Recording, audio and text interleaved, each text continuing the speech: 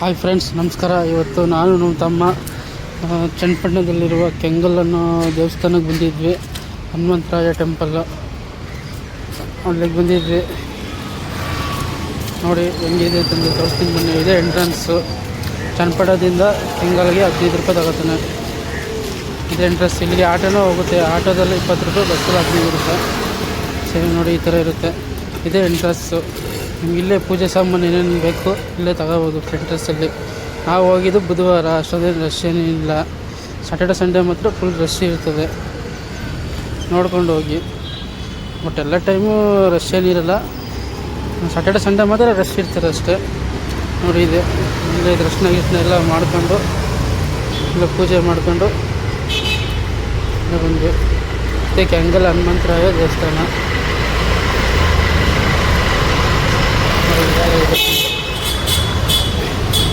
ಈಗ 12 ಗಂಟೆಗೆ ಅನ್ನ ಸಂತರ್ಪಣೆ ಇರುತ್ತೆ.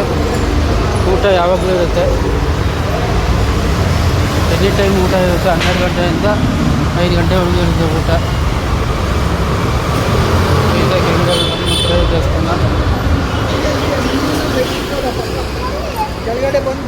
ನೋಡಿ ಈ ಥರ ಇರುತ್ತೆ.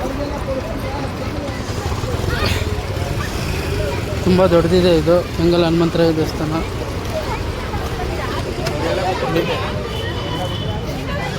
ಹಾಗೆ ಎಲ್ಲ ದರ್ಶನ ಎಲ್ಲ ಮುಗಿಸ್ಕೊಂಡು ಪೂಜೆ ಮಾಡ್ಕೊಂಡು ಇನ್ನೇನು ಮನೆಗೆ ಹೋಗ್ಬೇಕಾರೆ ಹಾಗೆ ಡೆವಿಲ್ ಮೂವಿ ಡೈರೆಕ್ಟರ್ ಇಲನ ಪ್ರಕಾಶ್ ಅವರು ಕೂತಿದ್ರು ಮಾತಾಡ್ಕೊಂಡು.